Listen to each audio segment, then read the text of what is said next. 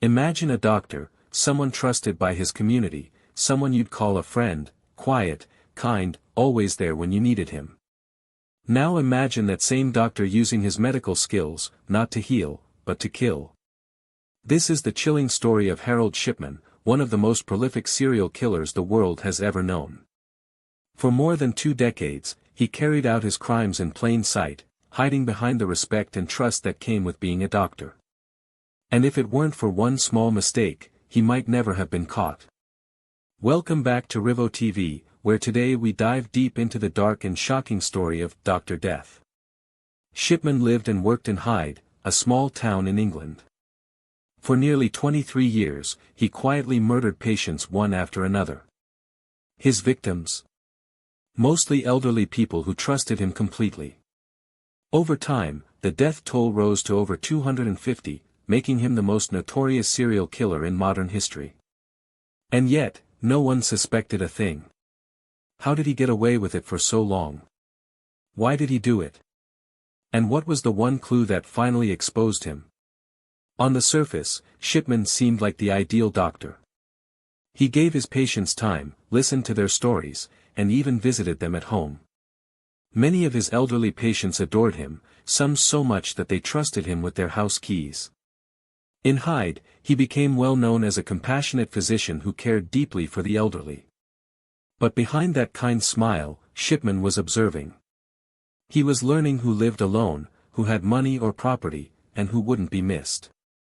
When the time was right, he gave his chosen patient a lethal overdose of drugs. Because they were usually in their 80s or older, their deaths seemed natural, and no one raised questions. This went on for years. No suspicions, no investigations.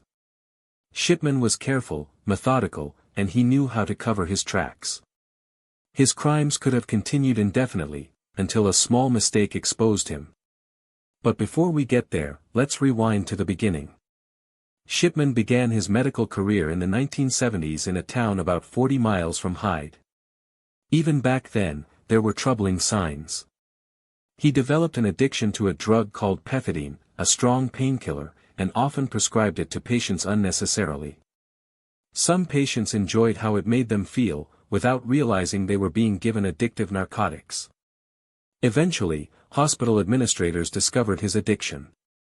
He was forced to leave and narrowly escaped losing his medical license. After a stint in rehab, he returned to practice medicine, this time in Hyde. By the early 1990s, Shipman had built a strong reputation and opened his own clinic. That's when the frequency of deaths among his patients began to rise. Between 1993 and 1998, the number of elderly patients dying under his care increased alarmingly, but still, nobody suspected him. It took another doctor, Linda Reynolds, who worked across the street, to finally notice something strange. She reported that Shipman's patients were dying at a much higher rate than normal, 16 in just 3 months, compared to 14 deaths in a much larger practice nearby. Even stranger, many of those patients had been cremated instead of buried. In England, burial is more common, so the high number of cremations was unusual. Dr. Reynolds filed a report with the local coroner, raising serious concerns. But when police investigated, they found no solid evidence. The case was dropped. Shipman went right back to work, and continued killing. His downfall came just months later. In June 1998, one of Shipman's patients, an 81-year-old former mayor named Kathleen Grundy, died suddenly at home. Shipman was the last person to see her alive. He signed her death certificate, stating that she had simply died of old age. But soon after, Kathleen's daughter Angela, who happened to be a lawyer, found something suspicious, a will leaving her mother's house to Harold Shipman. Angela knew this didn't make sense. Her mother had more than one property, yet the will only mentioned one.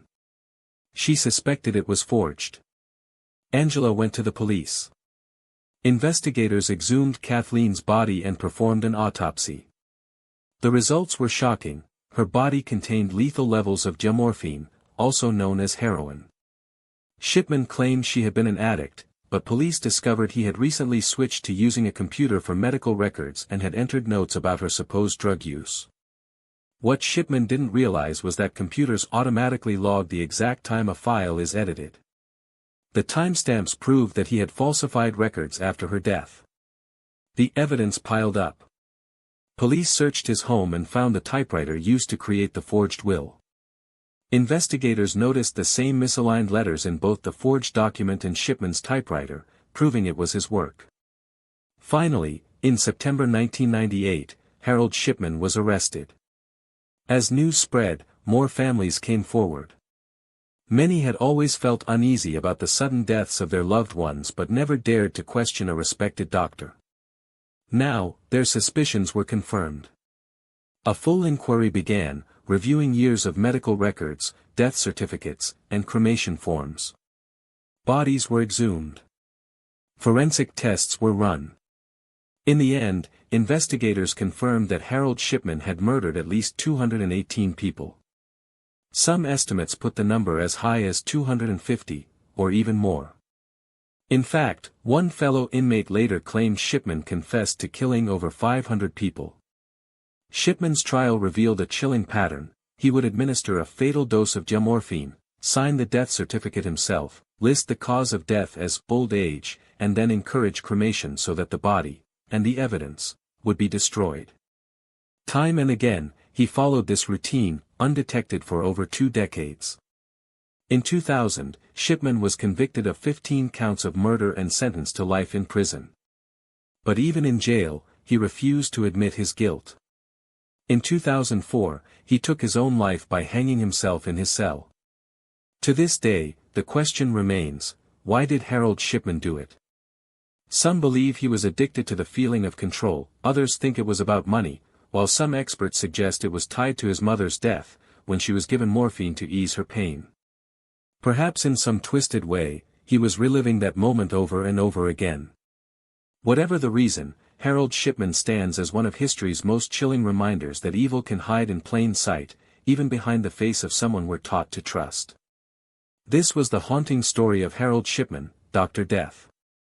If you found this story eye-opening, make sure to like this video, share it with your friends, and subscribe to Rivo TV for more deep dives into mysteries and true crime stories from around the world. Thank you for watching, and we'll see you in the next video.